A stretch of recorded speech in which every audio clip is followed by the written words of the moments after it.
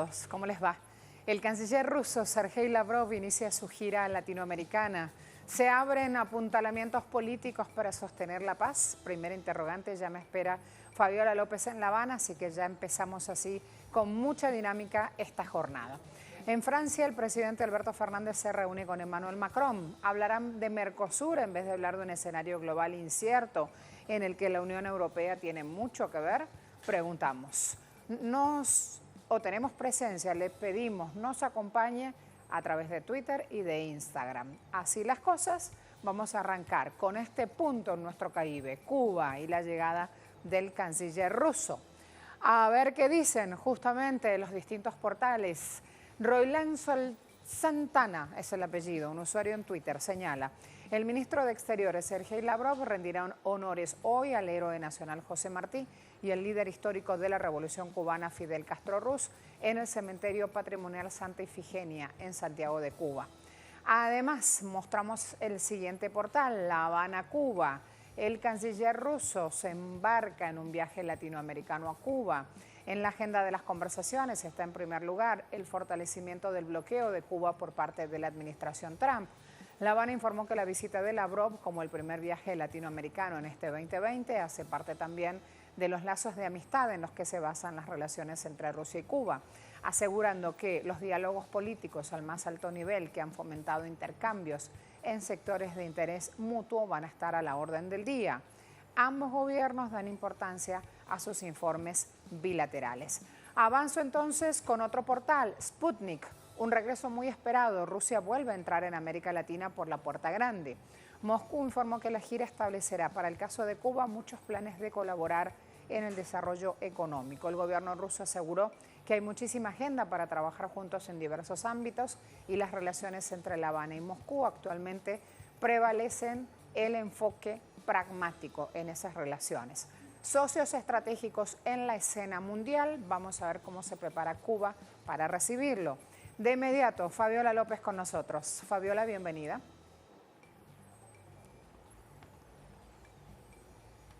Hola, ¿qué tal? Gusto en saludarte desde La Habana, Marcela. El gusto es mío. Hablemos ya de este periplo y de esta agenda de trabajo que inicia en breve.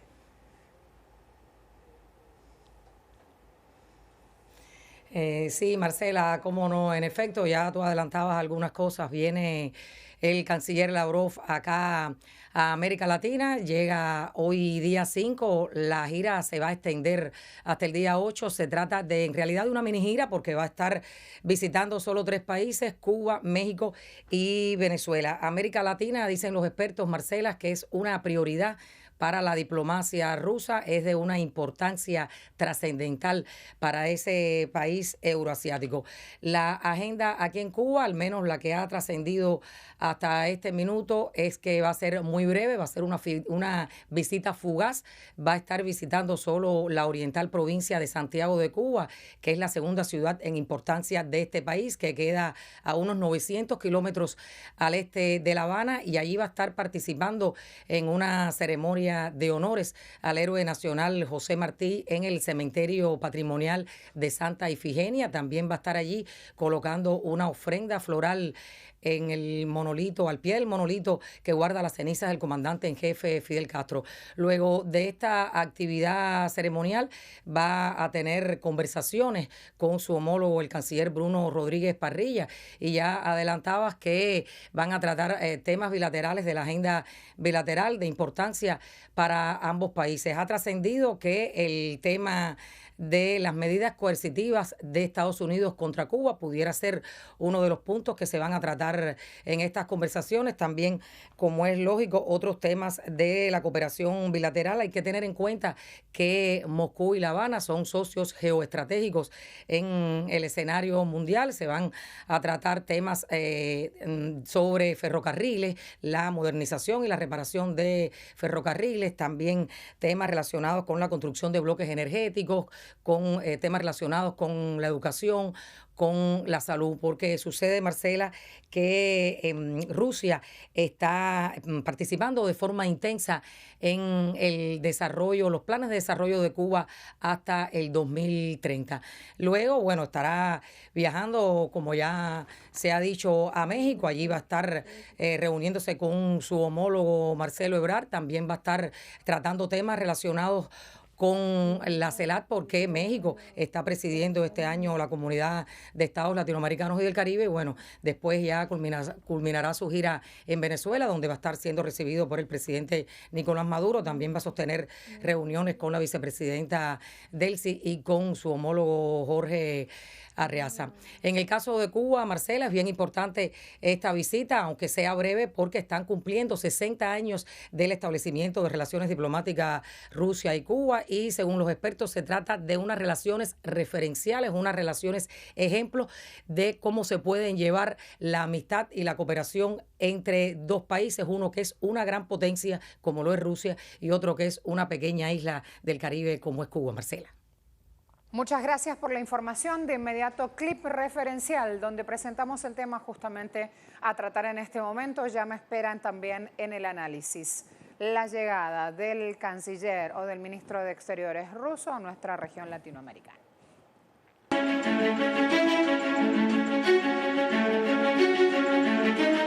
El máximo representante de la diplomacia rusa, Sergei Lavrov, comienza una nueva gira por países de Latinoamérica.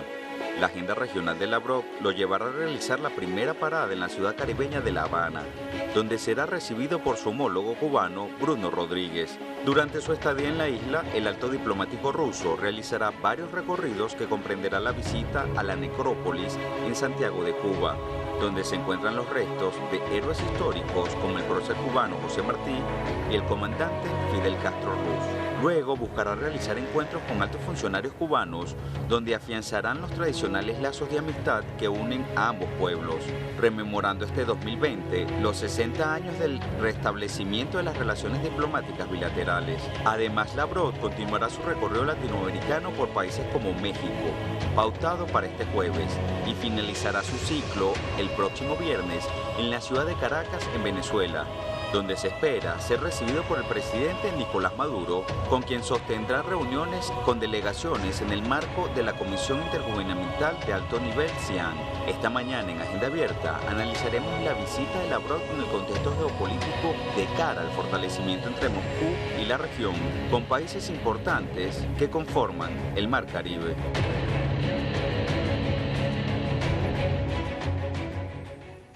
Hablemos entonces del canciller Lavrov y su relación con la región latinoamericana. El canciller ruso ha dicho, para Rusia, la región de América Latina y el Caribe constituye un elemento importante del orden mundial multipolar emergente y que el rol de su país es contribuir a que esas naciones sean fuertes, políticamente unidas y económicamente sostenibles. La relación Rusia, Latinoamérica y el Caribe en los últimos 5 años, ¿cuál es? Aumenta la influencia rusa en nuestra región, sigue creciendo. Se han establecido 39 acuerdos con países caribeños y latinoamericanos que están vigentes y que generan vínculos contractuales. Hay un comité de cooperación económica con los países latinoamericanos y Rusia. Durante el año 2019 ese intercambio comercial, esa balanza ha estado ubicada en 12.100 millones de dólares. Un número que decimos también, por el tipo de arquitectura financiera que se está construyendo, va en aumento. También tenemos a esta hora un interrogante en Twitter. Antes de irme con Santiago Pérez o con nuestro invitado para chequear este tema, quiero ir a la pregunta Twitter. El canciller está arribando a la nación cubana. Preguntamos si se abren justamente apuntalamientos políticos para sostener la paz. Y ya a esta hora hay 115 votos. Recién comenzamos, hace 15 minutos que pusimos la pregunta en Twitter. Y la respuesta es bastante clara. Sí opina el 73,9%, no opina un 16,5%. Pausa muy rápida para luego sentarnos a preparar el análisis, a abrir nuevos interrogantes, a sumar actualización a esta información. Ya regresamos.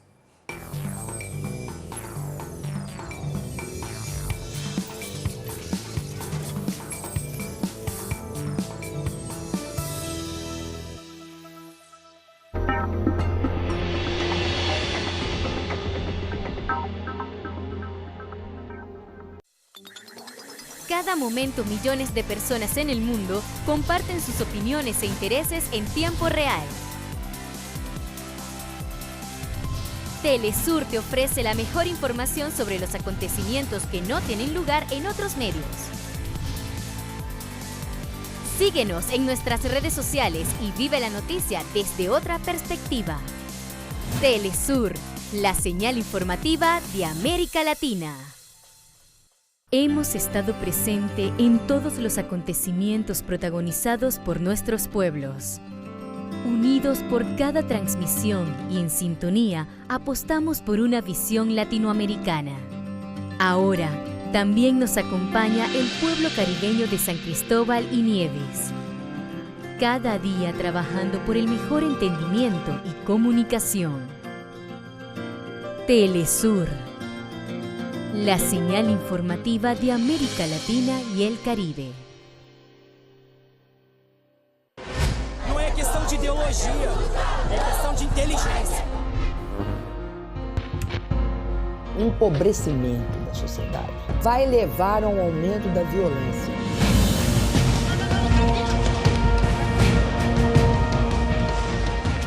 La derecha está perdiendo su ropaje democrático, pero se está dando cuenta que en la legalidad no puede avanzar mucho.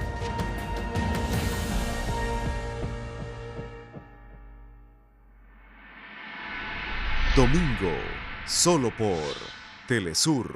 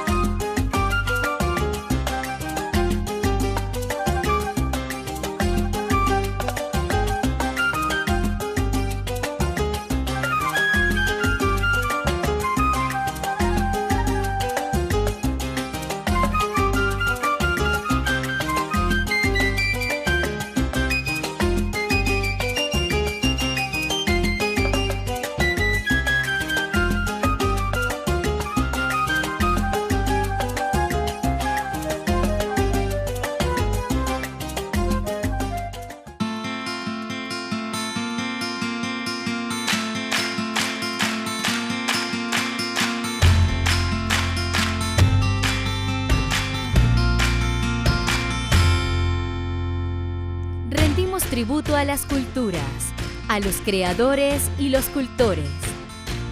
Arte, diversidad, tradiciones, costumbres. Esos somos.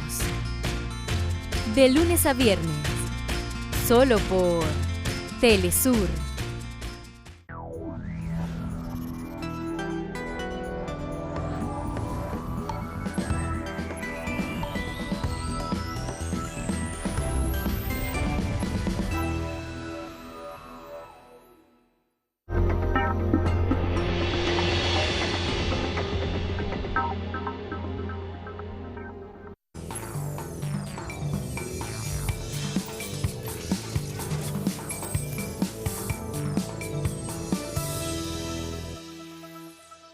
Gira de Alberto Fernández por suelo europeo. Reuters, la agencia de noticias dice, el presidente de Francia, Emmanuel Macron, le da la bienvenida al mandatario de Argentina, Alberto Fernández, en el Palacio del Elíseo en París.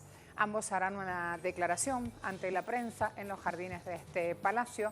Previamente, el presidente argentino ya se reunió con empresarios franceses, ante quienes trazó líneas generales del programa económico de gobierno y les presentó el grave cuadro de situación con el que se encontró en su gestión, que ha comenzado hace 2 meses, nada más. Y luego vamos a ver Radio Mitre, un portal, un medio de comunicación en Argentina, que es la radio de Clarín, de ese gran consorcio mediático. Alberto Fernández ante empresarios franceses: con Macri vivimos un 2001 por goteo, es la declaración que resalta. Antes de reunirse con Macron, el presidente desayunó con directivos de firmas locales. Allí apuntó en duros términos contra el gobierno de Mauricio Macri y aseguró que la situación que heredó su administración es en números peor que en la postconvertibilidad. Y hablan justamente de ese 2001 como fecha de corte, como la fecha dolorosa en esta historia reciente de caída económica en Argentina. Prensa Latina dice: el presidente argentino finaliza en Francia gira europea. El dirigente se reunirá con el economista Tomás Piketty y con el politólogo Alain Rouquier, especialista en América Latina, que ha estudiado el peronismo y el rol de los militares en Argentina. La cita con el presidente Macron tendrá lugar a mediodía en el Palacio del Elíseo. Allí, Prensa Latina con su portal: el cronista de Argentina dice: Macron, Francia se movilizará con el FMI y otros socios para ayudar a Argentina. O sea que ya en la previa al encuentro con Macron ya hay buenos resultados desde el momento en que este medio de comunicación cita esta frase. El presidente Fernández está en el Palacio del Elíseo con el mandatario francés. Dieron declaraciones a la prensa previo al encuentro.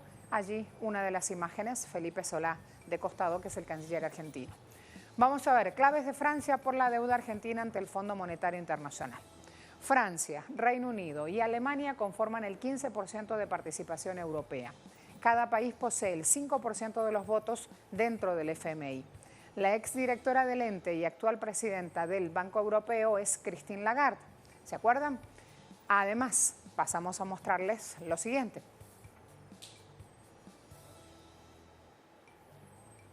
Espero la información allí entonces. Pregunta en Twitter mientras tanto. ¿Qué les parece? Así vamos a ver justamente lo que está pasando. Presidente Fernández se reúne con Macron. Hablarán de Mercosur en vez de hablar de un escenario global incierto en el que la Unión Europea tiene mucho que ver. Sí, 46,4%, no, 17,9%, no sé, 35,7%. El no sé, fíjense cómo va ganando, también está con unos números muy parecidos a esa primera opción que es el sí. Recién comienzan ustedes a contestar, hay 87 votos. Pausa rápida, regresamos. Nos acompaña a esta hora Eva Sacco, economista argentina, trabaja temas de género y socioeconómicos, política argentina en Mercosur. Eva, bienvenida, buen día. Hola, ¿cómo estás? Buen día. Buen día. Ya a esta hora hay una declaración de apoyo contundente de Macron que le indica a Alberto Fernández que va a contribuir con temas de deuda. Creo que ya hay un buen signo político de este encuentro que hoy nos convoca, Eva. Sí, bueno, es una buena noticia porque realmente la deuda está siendo un punto muy relevante en la economía argentina, te diría más que relevante, determinante, ¿sí?, de lo que pueda llegar a pasar durante lo que resta del año, porque hay compromisos que son realmente impagables y es absolutamente necesario llegar a un acuerdo con los acreedores. Y recordemos que el FMI tiene aproximadamente el 30% de la deuda, pero además tiene gran parte de los vencimientos de la deuda que tomó el gobierno de Macri, tomó 150.000 millones de dólares en deudas, de los cuales 50.000 millones es deuda con el FMI, con el Fondo Monetario Internacional y algunos otros organismos pequeños, menos significativos. Y bueno, sobre todo a partir del 2022, no es que están todos los vencimientos distribuidos de la misma manera, sobre todo a partir de 2022 empiezan a haber vencimientos realmente muy significativos, con el FMI. Así que es una excelente noticia que se pueda ir llegando a un acuerdo y se pueda llegar teniendo los apoyos políticos necesarios. Contame qué pasó ayer, finalmente, cómo cerró la jornada en lo que se refiere a Kicillof y el episodio de la deuda, donde TN dice Buenos Aires está defolteada mientras Kicillof anunciaba que pagaba. Creo que ese episodio ya da una previa muy, muy gruesa de cómo mediáticamente se tergiversa la pata política en Argentina buscando adversar al gobierno que hoy está haciendo gestión presidencial. Sí, hay un claro de algunos medios de comunicación de poner, digamos, de tirar a matar a un gobierno. Recordemos que Kicillof es el gobernador de la provincia de Buenos Aires, que es la provincia más importante del país. Aproximadamente la provincia de Buenos Aires representa el 40% de la población, el 40% de la producción, el 40% de la recaudación fiscal. Hola. ¿Continúa escuchándote? Hola. Sí. Así que realmente es muy, muy, muy significativo lo que significa la provincia de Buenos Aires. Y Kicillof también, anteriormente de que haya sido gobernador, hasta el 10 de diciembre, el gobierno de María Eugenia Vidal, también con el signo político macrista, había tomado una deuda que era realmente impagable, ¿sí? Deuda en dólares de corto plazo, más que duplicó la deuda de la provincia, y Kicillof estaba intentando, digamos, lo va a seguir haciendo, ¿no? Porque realmente no hay otra alternativa, reestructurar un bono que tenía que pagar justamente, en realidad la semana pasada, pero había una ventana que se fue extendiendo, y ayer vencía ya el plazo que si no se pagaba entraba la provincia en default. No logró tener el acuerdo necesario para reestructurar el bono con el 75% de los bonistas, pero bueno, igual el pago se hizo, pero sí, TN tituló a la provincia de Buenos Aires en default. Sin embargo, bueno, con recursos propios se cumplió con los compromisos. Sin embargo, bueno, esto es voluntad de pago que hay de la provincia, realmente no hay voluntad ni del gobierno ni de la provincia de entrar en default nuevamente, pero se va a tener que sí o sí a futuro renegociar la deuda, porque si bien se pudieron cumplir con los compromisos en el día de ayer, hay que seguir negociando y hay que generar un cronograma de pagos que sea afrontable. Tomo palabras de la gobernadora de Santa Cruz ayer, textual, literal. Ella dijo: lo que le pasa a Buenos Aires no es distinto a lo que le está sucediendo a la mayoría de las provincias argentinas, que en los últimos años muchas fueron forzadas a endeudarse en sintonía con la deuda tomada por la alianza Cambiemos, alianza política del expresidente Macri. Creo que allí está la clave, justamente, entender y conocer esto, que no es que le pasa a uno u otro político con uno u otro planteamiento ideológico, es una realidad. Ayer Kicillof decía los números son impagables. De hecho, están intentando entrar en, están intentando ingresar a la renegociación de deuda, provincia de Mendoza, Ciudad de Buenos Aires, ¿sí? Jujuy, que son todos gobernadores de signo político opositor hoy por hoy, ¿sí?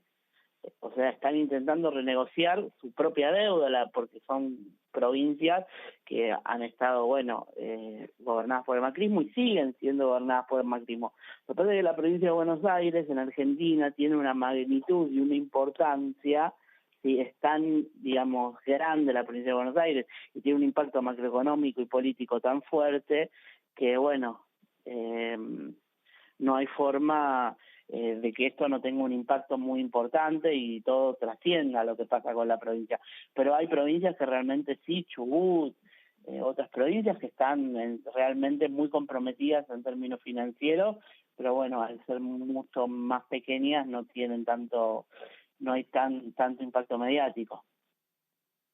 Además de que, contra Kicillof no se puede negar que hay una clara animosidad. ¿Y resultado de qué pensás que es esa animosidad? ¿Es el rol actual que desempeña o la figura anterior junto a Cristina Fernández en la presidencia como ministro de Economía? No, las dos cuestiones. Yo creo que Kicillof representa claramente la línea del kirchnerismo más duro, si querés, y hay una clara animosidad porque es un candidato presidenciable, ¿sí? Y es un candidato que tiene siempre ha tenido una línea de acción en clara defensa de los intereses nacionales, ¿sí? Entonces por eso también hay una animosidad de desgastarlo políticamente. Sin embargo, si uno, más allá de analizar las opiniones y analizar puramente los hechos de lo que hizo Kicillof fue un ministro de Economía cuando fue ministro que siempre cumplió con los compromisos. No fue un ministro defolteador, no fue un ministro que haya hecho una mala gestión. De hecho, la economía tenía tensiones macroeconómicas, a comparación de lo que es hoy en día la economía argentina era nada, pero que en ese momento, que había venido de un boom muy importante, tenía ciertas tensiones macroeconómicas relevantes, y el ministro durante 2 años fue ministro sin que haya ningún problema y la economía siguió creciendo y siguió ordenada. Entonces, en cierta forma, yo creo que hay cierta animosidad que tiene más que ver con algo ideológico que con otras cuestiones, y también el desgastar a un candidato que pasó de ser ministro de Economía, después fue un diputado muy votado, y ahora ganó por 15 puntos por encima de María Eugenia Vidal, que era la gran esperanza del PRO a futuro para continuar con el proyecto. Entonces hay una animosidad en ese sentido de desgastarlo políticamente. Imagínate lo que van a decir, todavía no se dio, pero estamos esperando el encuentro también del presidente argentino con Tomás Piketty. Y como economista y manejando el tema, es imposible que no te preguntes sobre esto, Eva. ¿Sobre? El encuentro con Piketty. Sí, bueno, en principio creo que también van nuevamente a titular de que cuestiones alocadas, ¿sí? Me parece relevante. En Argentina hay una concentración de la propiedad muy importante, hay una tendencia en todo el mundo a la concentración de la propiedad, pero en Argentina, donde justamente lo que es la tierra es un bien que no es reproducible, ¿sí? No es como una fábrica que vos te podés poner otra fábrica y competir, que será más complejo acumular capital. Acá la acumulación de propiedad en términos de tierra y en términos inmobiliarios, si querés, genera una renta diferencial en dólares, es una de las tierras más productivas del mundo, que hace que el poder se vaya concentrando cada vez más en menos cantidad de manos, ¿sí? En unas pocas familias que son las que terminan manejando finalmente los destinos del país, o al menos cada cierto tiempo impulsan políticamente un proyecto de valorización financiera, de un proyecto que termina destruyendo la industria nacional. Entonces me parece que en ese punto mirar el tema de la concentración de la propiedad por las especificidades que tiene la concentración del capital en nuestro país es todavía más relevante, ¿sí? Y me parece que es muy importante lo que, justamente Piketty pueda aportar al respecto.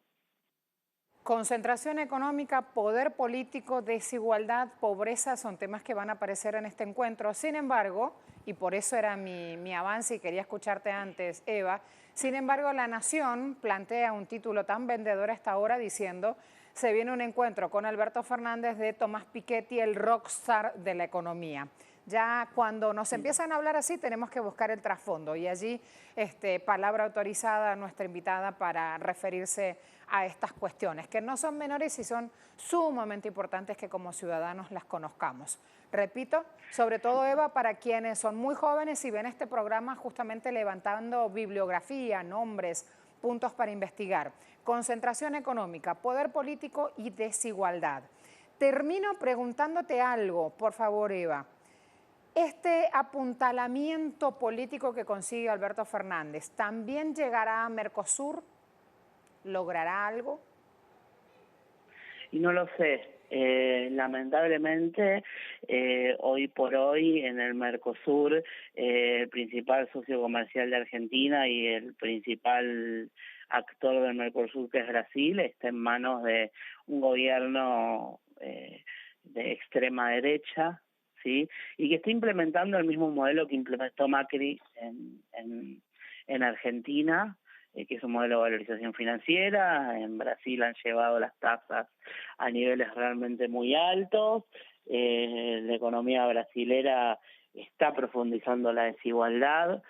Y bueno, en principio yo creo que el Mercosur es relevante sostenerlo, es el principal socio comercial de Argentina, probablemente esté alicaído, pero también vale preguntarse políticamente cuánto tiempo es sostenible un modelo como el que está proponiendo Bolsonaro en Brasil, y esperemos que, bueno, no quiero hacer injerencismo, pero que cambien los aires, si querés, ¿sí? También es de suma gravedad lo que está sucediendo en Bolivia, en toda la región, ¿sí? Es de suma gravedad lo que está sucediendo. Y en principio me parece que las relaciones comerciales van a ir mucho más a mirar a Europa y a China, ¿sí?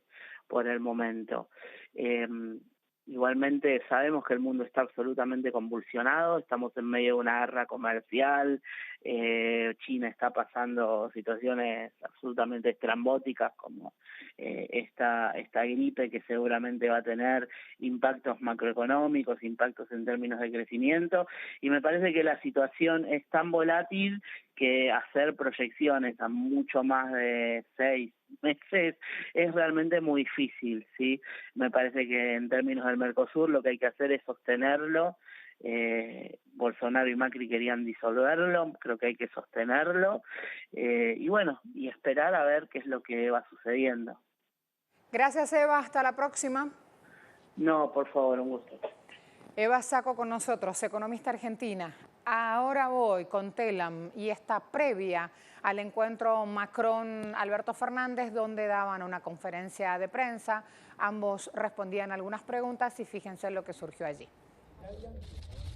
Continuó Alemania, siguió en España y culmina en la querida Francia. No es casual, presidente. No tengo empacho en decir que soy un europeísta, y eso tiene que ver directamente con la historia que tenemos en Atlántico. Nuestra sociedad se formó bajando de los barcos que llegaban de Europa, de gente que bajaba de los barcos que llegaban de Europa. Y por lo tanto, para mí es una alegría poder estar aquí y poder profundizar los lazos entre Europa y Argentina y entre Francia puntualmente y Argentina. Francia es un inversor muy importante en Argentina. Sus empresas están hace muchos años y han persistido aún en los peores momentos que la economía argentina les ofreció. Con lo cual tenemos gratitud, reconocimiento, porque expresan lo mejor del capitalismo. Invertir para producir y dar trabajo. Y de eso tenemos que hablar para seguir trabajando. Ahora me voy a temas de Francia, pero siguiendo ya en cuestiones netamente económicas. Presentación.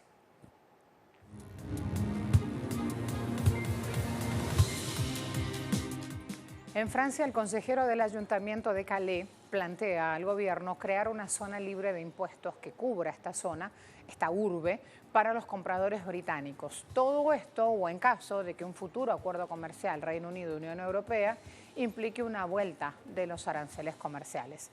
El funcionario está defendiendo su propuesta diciendo que con esto se van a crear empleos. Las autoridades de Calais también exploran devoluciones de impuestos que permitirían a los británicos visitantes reclamar el IVA en las estadías en hoteles, en las comidas en restaurantes. La alcaldesa de Calais anticipa que la salida planificada del Reino Unido del mercado único de la Unión Europea revivirá los cruceros a través del Canal de la Mancha que vieron a los británicos en la excursión de un día a Calais en los años 80 y 90, una forma de comprar cigarrillos baratos, cerveza y vino a bordo de estas embarcaciones.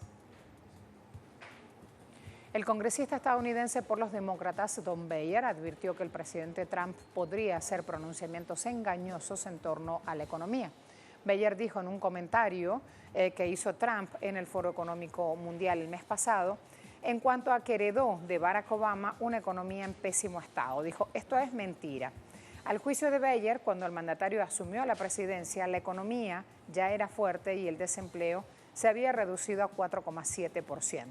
Al comparar ambas administraciones, el congresista dijo que en sus primeros 3 años Obama agregó 277.000 empleos por mes, mientras que Trump sumó 191.000 puestos mensuales en igual etapa de su gobierno. La Cámara de Diputados de Paraguay aprobó una ley de financiamiento político propuesta por el Partido Colorado que ablanda controles sobre fondos usados en campañas políticas. Un proyecto inicialmente presentado por una legisladora de otro partido político que apuntaba a controlar fondos de campaña. La ley deja por fuera, la ley aprobada, el estudio de trazabilidad de dinero que financia campañas, tanto las partidarias como las legislativas, y excluye la rendición de cuentas de cada candidato. Los partidos serán ahora quienes supervisen los fondos de las campañas políticas. En esa fiscalización no se contará con la Secretaría de Prevención de Lavado de Dinero. El documento con la versión del Partido Colorado tiene que pasar ahora a la Cámara de Senadores.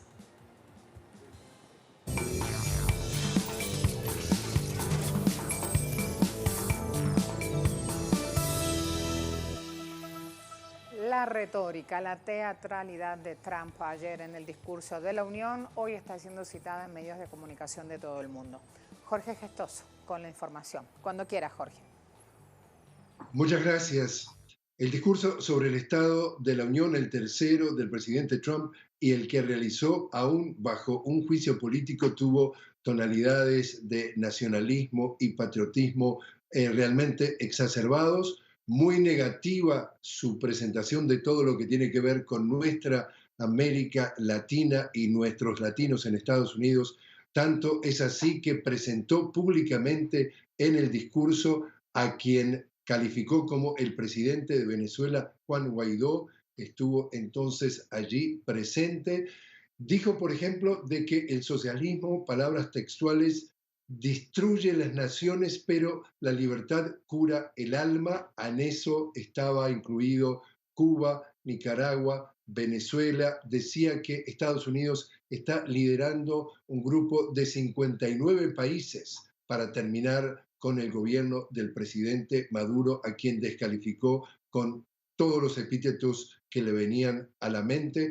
Y el tema también, lo que tiene que ver con la exacerbación de lo que puede ser el racismo, claramente identificado con cómo presenta entonces el tema de la inmigración. Dice que a través de la frontera con México entraron 120.000 criminales ilegales y que esos inmigrantes ilegales cometieron todo tipo de crímenes, incluso asesinatos. Habla de que los gobiernos, por ejemplo, de ciudades como San Francisco y Nueva York, o el gobernador de California, que es por supuesto del partido opositor, el Partido Demócrata, está entonces a través de lo que llaman ciudades santuarios que protegen a los migrantes, están protegiendo el crimen, están protegiendo lo que son personajes que atacan a los estadounidenses, y dice que él lo que quiere como una sugerencia de la filosofía es una ciudad santuaria, un país santuario para la libertad y la protección de los estadounidenses. Al mismo tiempo, está hablando de lo que es una reforma migratoria. Dice que solamente él quiere que entre a los Estados Unidos quien tiene realmente bases en méritos, es decir, que tengan educación, que tengan independencia, sean autosuficientes desde el punto de vista económico. Es decir, claramente allí hay un tema que está dividiendo a quién pueden ser los migrantes. También entonces habló del tema de la frontera. Dice que ha construido X cantidad de millas y que va a seguir la construcción del muro, lo que tiene que ver entonces con el tema de la religión. Saca el tema de la religión y dice que él autoriza el rezar en las escuelas que eso es parte de la libertad religiosa, aunque Estados Unidos es un país laico en donde teóricamente el Estado y la religión van por separado, y por supuesto después mete una cantidad de filosofías que tiene que ver con la política exterior del Medio Oriente y todo lo que tiene que ver con la presentación del terrorismo y el combate al terrorismo, la exacerbación de la importancia de las Fuerzas Armadas, de invertir en el armamento de las Fuerzas Armadas de los Estados Unidos, pero claramente un discurso que estaba dirigido a atrapar a sus posibles votantes, la base de pura y dura, y posibles votantes en 9 meses de la elección de noviembre. Quizás 2 imágenes para terminar que representan hoy por hoy el país que se ha creado a través de la presidencia de Trump, de las divisiones así cortados con una tijera, y que tiene que ver con las divisiones del pueblo estadounidense en torno a su política, quedó demostrado al llegar al estrado. Le tiende la mano la líder de la Cámara de Representantes, Nancy Pelosi, cuando él le entrega una copia de su discurso, la deja con la mano en el aire, no le da la mano. Cuando termina el discurso, Nancy Pelosi se levanta y definitivamente lo rompe en pedazos. Eso es exactamente el nivel de fractura, de división, de intolerancia, de xenofobia que se ha creado en este país y que está teniendo un costo muy importante para muchos de los estadounidenses, que al principio él vendió una economía realmente floreciente con toda una serie de epítetos que están por confirmarse también si cuán ciertos son esos datos que citaba, mientras que en definitiva la gran crítica a cómo funciona la economía hoy en los Estados Unidos es que funciona solamente para los ricos y cada vez la desigualdad aumenta y las clases más vulnerables siguen absolutamente golpeadas. Volvemos contigo. Muchas gracias. Trabajadores petroleros están en su 5º día de protestas contra la reestructuración de Petrobras. En Brasil, en Sao Paulo, Nacho Lemus, bienvenido. Saludos estudios, 5º día de la huelga de los petroleros brasileños contra las privatizaciones que tienen lugar en Petrobras, la desestructuración de esta empresa que es bastión de la economía brasileña, también contra la ola de despidos en la fábrica Fafen de fertilizantes ubicada al sur del país, en Paraná, y también contra las malas condiciones laborales denunciadas por los trabajadores de Petrobras en este proceso de desestructuración de esta empresa y también de la entrega del presal, de uno de los mayores pozos de petróleo del mundo, que en este momento está siendo abierto por el gobierno de Jair Bolsonaro y también había sido por el gobierno de Michel Temer a petroleras extranjeras. Los petroleros mantienen ocupada la sede del edificio de Petrobras en Río de Janeiro, EDICE, y también hay una movilización de 15.000 trabajadores que se encuentran en huelga en al menos 12 estados brasileños. El Tribunal Superior del Trabajo amenazó con colocar multas de hasta $1 millón casi sobre los petroleros brasileños, sobre los sindicatos petroleros si se mantienen estas huelgas, y exigió que se mantenga el 90% de la actividad en las plataformas y en las áreas petroleras. Esto es un exceso para los sindicatos, han dicho que el 90% es exigir demasiado considerando que se debe mantener esta huelga, y además han considerado las multas excesivas también por parte de la decisión de este Tribunal Superior del Trabajo, que se ha manifestado así a través de Ives Granda, que es el titular del Tribunal Superior del Trabajo. Entonces se mantiene de todas maneras la huelga, habrá negociaciones por parte de los petroleros, de los sindicatos, con la justicia brasileña, que está exigiendo, está buscando debilitar esta huelga a través de estas multas. Veremos qué ocurre. Lo cierto es que se mantiene estos 15.000 petroleros paralizados y con la ocupación de la sede de Petrobras en Río de Janeiro. Estudios. Muchas gracias. Nos vamos a China con Iramsi Peraza. Ya las autoridades trabajan en levantar un segundo hospital. Hicieron uno en 10 días, ahora se viene el segundo. Iramsi, bienvenida. Hola, ¿qué tal, colega? Un placer saludarte, también a toda la audiencia de Telesur. Pues las autoridades de China informaron que durante la jornada de martes se registraron 65 nuevas muertes, con lo que suman 490 aquí en el territorio chino y una en el exterior a causa del brote de este coronavirus denominado 2019 NCV, que también hasta la fecha ha dejado más de 24.000 personas contagiadas. Las autoridades chinas ofrecieron esas cifras oficiales al tiempo que aceleraron los ensayos y pruebas clínicas para determinar si algunos medicamentos y métodos que están probando son efectivos en el tratamiento de este nuevo coronavirus, luego de que dieron resultados positivos en su aplicación a varios pacientes. La Comisión Nacional de Salud de China aseguró que los doctores están combinando el uso de antivirales con medicina tradicional china con otros medicamentos occidentales, y también gracias a la ayuda de varios equipos como son los respiradores, los filtros de sangre y también los llamados pulmones artificiales. Por algunos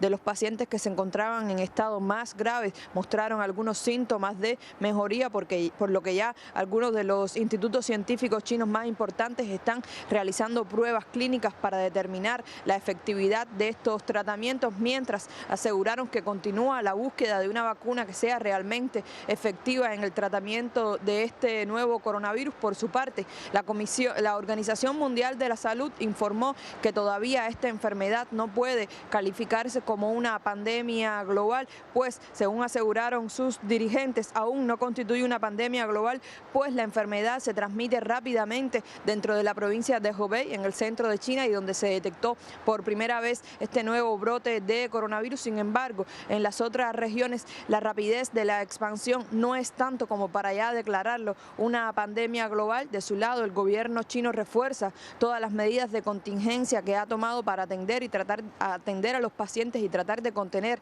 el avance de este nuevo coronavirus, y ya se informó que en la ciudad de Wuhan, capital de la central provincia de Hubei y epicentro de este brote de coronavirus, se habilitarán muchísimos espacios públicos. Estamos hablando de hoteles, estadios, gimnasios, centros de exposición que se habilitarán para tratar allí a los pacientes con síntomas más leves, pacientes que igualmente están contagiados pero no tienen peligro para su vida o no tienen síntomas que lleven una extrema complicación, por lo que serán atendidos en estos lugares. Como sabemos, en Hubei se reporta la mayor cantidad de personas fallecidas y contagiadas, por lo que las instituciones de esa ciudad están casi colapsadas, ya no tienen capacidad para recibir más pacientes. Durante esta jornada también la vocera de la Cancillería de China, Hua Chunying, agradeció las donaciones, también las muestras de apoyos y de solidaridad enviadas por varios gobiernos a la República Popular China ante este brote del coronavirus. Hua Chunying aseguró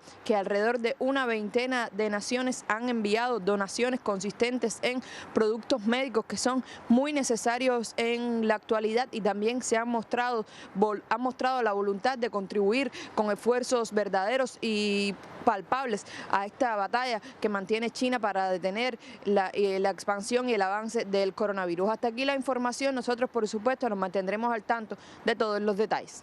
Gracias, IAMSI. Temas deportivos hasta ahora.